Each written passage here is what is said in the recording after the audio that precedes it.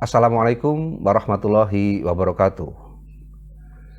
Dalam sejarah Islam, nama Abrahah dikenal sebagai raja yang gagal merebut Ka'bah di Mekah pada sekitar tahun 570 Masehi. Disebut dalam cukup banyak buku, terutama setahu saya buku-buku pelajaran agama tingkat sekolah, bahwa Abrahah merupakan seorang penguasa dari Abyssinia. Siapa profil Abrahah? Umumnya hanya itu yang berulang disebutkan. Tetapi benarkah dia adalah penguasa Abyssinia? Siapa Abrahah sesungguhnya dan lantas apa pula agamanya? Benarkah tujuannya menghancurkan Ka'bah lebih didasari oleh ambisi ekspansionisnya? Dan benarkah ia juga merupakan seorang raja yang kejam dan zalim? Sebagaimana pernah tertulis dalam tidak sedikit buku. Menjawab pertanyaan-pertanyaan tersebut, segmen berikut akan coba menjelaskannya berdasarkan sumber-sumber sejarah.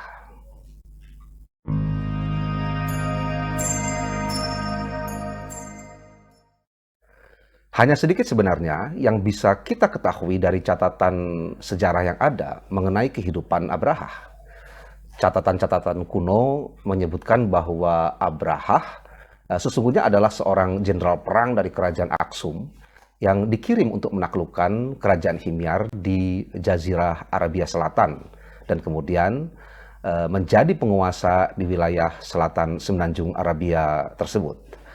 Daerah taklukannya ini kini menjadi wilayah negara Yaman. Aksum sendiri merupakan kerajaan yang masyarakat utamanya adalah orang-orang Abyssinia, yang di zaman kini kita lebih mengenalnya sebagai orang-orang Ethiopia dan Eritrea, dua negara di Afrika.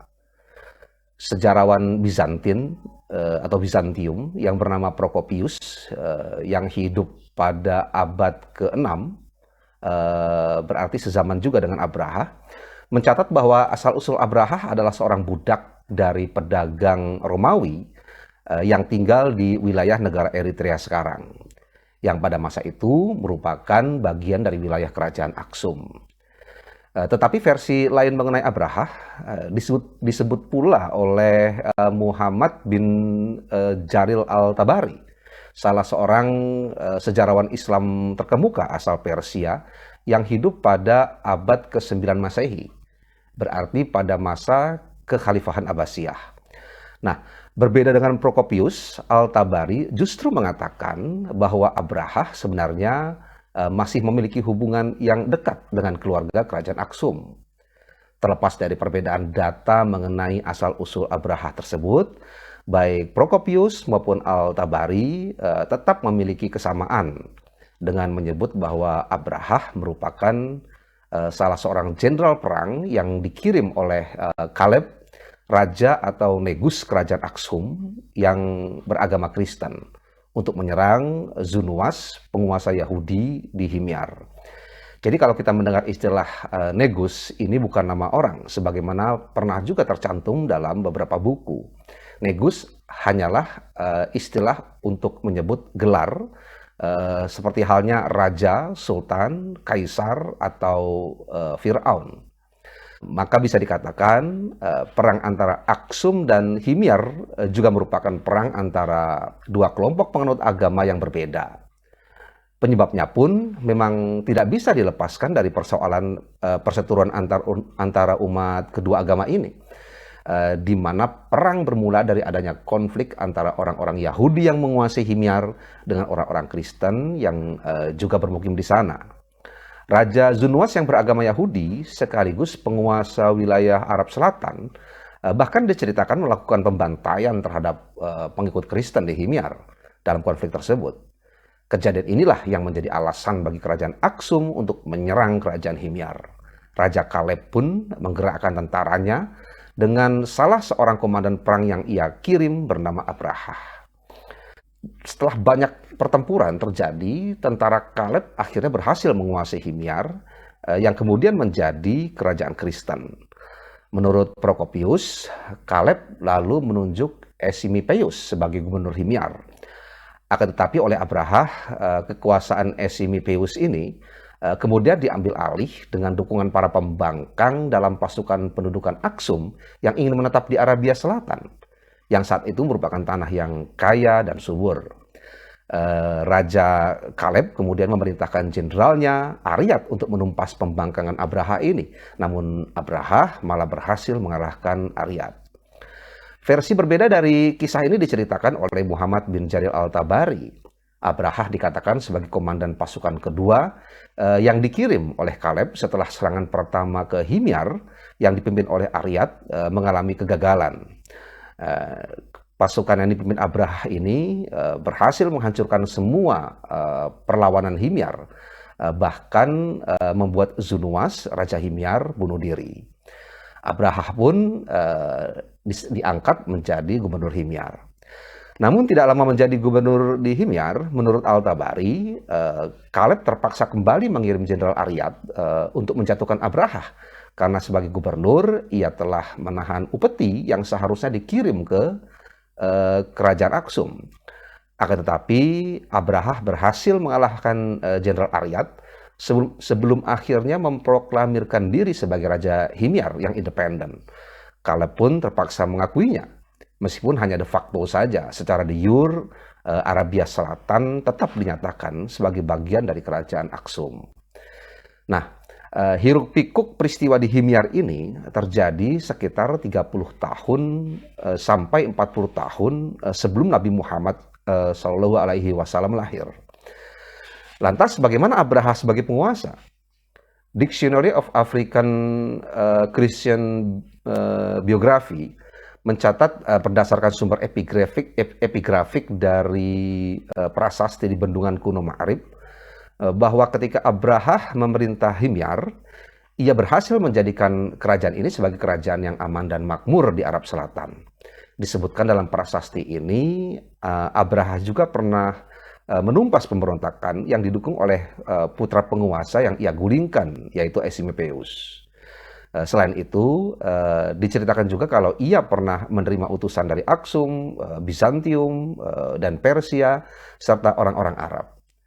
Abraha juga disebut pernah mengadakan pesta sukacita yang besar dalam rangka penyelesaian perbaikan Bendungan Ma'rib. Sebagai seorang penguasa, Abraha menjadi tokoh penting dalam penyebaran agama Kristen di wilayah Arab Selatan, sekaligus menekan keberadaan para pengikut Yahudi. Sebuah katedral megah terbuat dari marmer ia bangun di kota Sana'a, selain gereja-gereja lainnya tentunya. Gereja megah dan besar yang dibangunnya ini sekaligus juga ditujukan untuk membelokkan peziarah pada masa itu yang rutin datang ke Mekah untuk beribadah di Ka'bah. Dan inilah asal mula yang menyebabkan Abraha kemudian mencoba menyerang Mekah.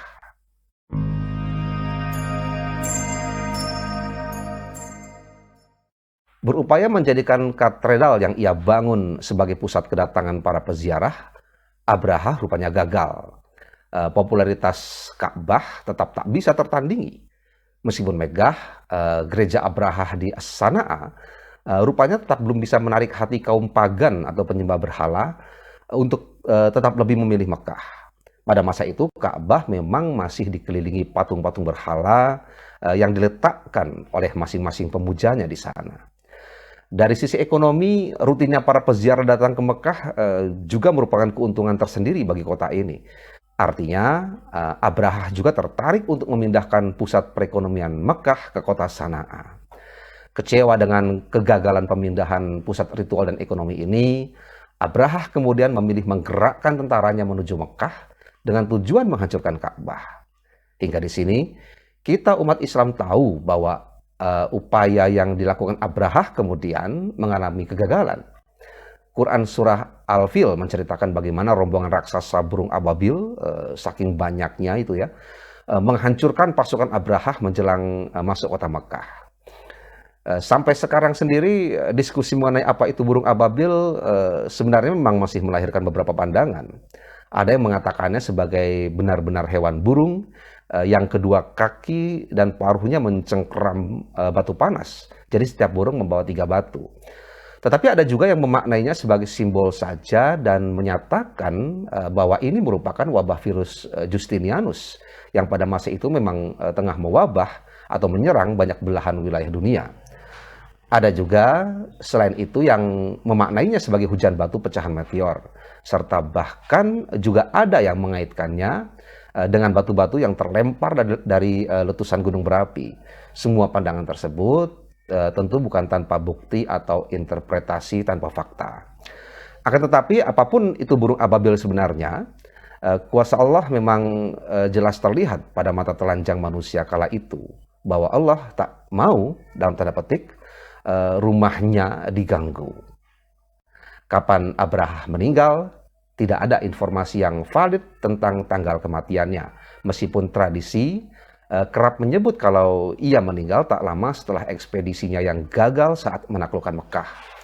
Dia digantikan oleh dua putranya, Yaksum dan Masruk, yang dilahirkan dari Raihana, seorang perempuan bangsawan Himyar yang ia culik dari suaminya.